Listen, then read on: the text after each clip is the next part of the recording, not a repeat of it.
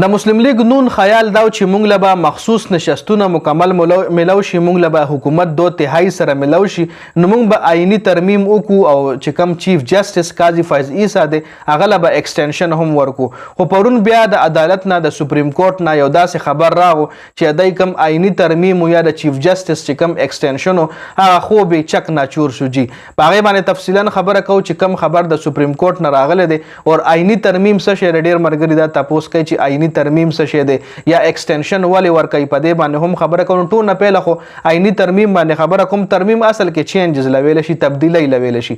آئین زموږ د پاکستان چې کم آئین دی، کم قانون دی، هغې کې تبدیلی کول، هغې کې څه چینجز راوستل دی له آئینی ترمیم ویلی شي. نو دی دا چینجز راوستل اصل کې حکومت دا غوښتل. اصل کې زموږ چې کم د پاکستان آئین دی د هغې مطابق چیف جسټس او پاکستان چې کوم وي هغه 65 سال عمر کې ریټایرډ کیږي جی. نو دی غوښتل چې اوس د پاکستان کم چیف جسټس د جسټس قاضي فیض عیسی چې هغه عمران خان مطلب یو قسم له خلاف هم د عمران خان په هغې باندې په ده باندې عدم اعتماد هم کړی چې دی زما په کیسونو کې نه کیني، دی ماله انصاف نه راکوي.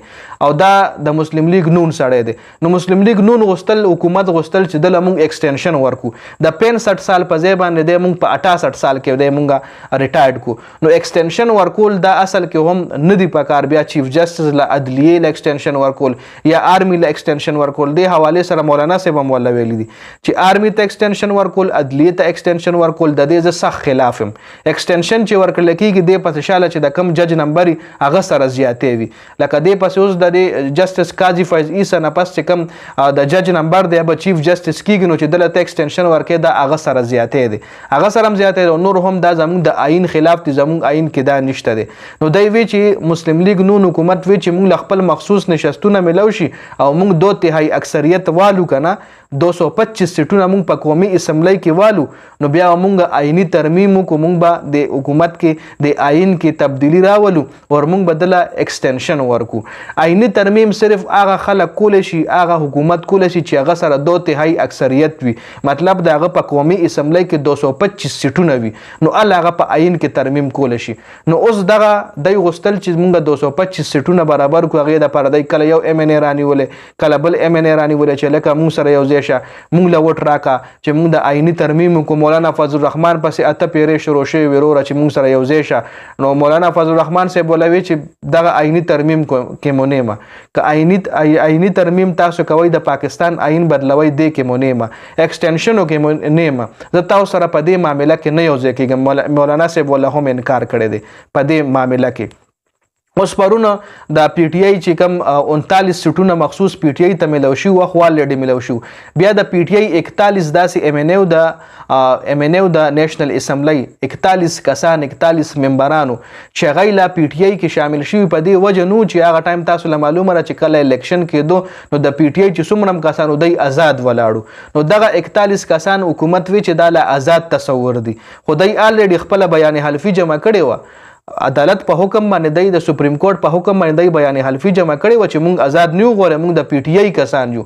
او حکومت وی چې دا خو آزاد دی، کېدای شي موږ له وټ راکړي، کېدای شي په چا یې پکې زور زبردستي هم کړې وي. نو پرون بیا سپریم کورټ نه دا خبر راغو چې د پی ټی آی کم دا 41 ممبر دي دا آزاد نه دي، بلکې دا پی ټی آی سره شامل دي. او پی ټی آی سره چې یو مطلب یو پارټۍ کې کم لیډر یو کم ایم ان اے شامل وي، نو هغه د خپلې پارټۍ نه خلاف نشي تللی. هغه له پارټۍ لیډر وایي چې ته دې شي کې وټ فلاني کس لورکه یا د دې کې ته وټ نشي ورکولی، نو هغه نشي ورکولی. نو دغه 41 ممبرز چې کوم هغه پرون بیا سپریم کورټ نه حکم راغو چې هغه د پی ټی آی تصور ک، هغه پی ټی آی کې ایکسپټ کړل، مطلب هغه د پی ټی آی کسان دی هغه 41. نو دغلته د پی ټی آی د مسلم لیگ نون چې کم د آئینی ترمیم یا خپل سیټونه 225 برابرول خو هغه هم ناکامه پاتې شو. دی وی د 41 والا بزان تر راوړو یا د کې بس نیم راوړو، خو هغه کې یو هم دغه په حق نه رسیدو. نو دغه د آئینی ترمیم او د چیف جسټس د ایکسټنشن چې کوم خوب هغه نیمګړی پاتې شو، ځکه چیف جسټس نه پرون د سپریم کورټ نه دا فیصله راغه چې دغه 41 چې کوم سیټونه دي دا د پی ټی آی دي، دا د پی ټی آی کسان دی، دی الریډي بیان حلفي جمع کړی ده. نو دا مکمل سیناریو وروره ډېر مرګرو تپوس کولو چې د آئیني ترمیم څه شی دی یا ایکسټنشن څه شی دی. نو ایکسټنشن خلاف چې کوم دی دا نه دی ورکول پکار، دا هر سړی وایي چې دا نه دی ورکول پکار.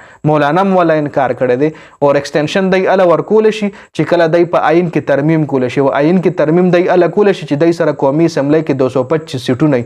نو هغه 225 سیټونه دی سره نه برابرېږي ځکه هغه کې تعالی استیاغ هم لاړ. اوس که مولانا له دی په خپو هم پرېږدو چې موږ سره یو ځای شه پیله خوا سره مولانا یو ځای کېږي نه. او که یو ځای شي نو هم دغه آئیني ترمیم دی نشي کولی ځکه 225 سیټونه د دی نه پوره کېږي.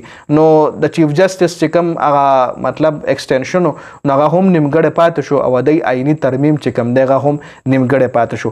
او آئیني ترمیم که چېرې دی له دغه 225 سیټونه میلاو شوی وی مسلم لیگ نون حکومت ته نو صرف یو د ایکسټنشن والا معامله نه کېدای شي دی بیا نور هم د ځان دپاره ریلیکسیشن جوړ کړی او د ځان دپاره نور بیلونه هم جوړ کړي ځکه بیا دی مخالفین څوکونه دی به قانون پاس کولو بیا په ابجکشن والا څوکونه دی به بس آئین کې ترمیم کولی شو قانون یې جوړولی شو بس مطلب خب داسې به و چې لکه د چې اواز به پې نو هغه سیټونه چې کوم دی هغوی له مکمل نه دي میلاو شوي. نو دا مکمل سیناریو و تاسو سره مې ډسکس کوله.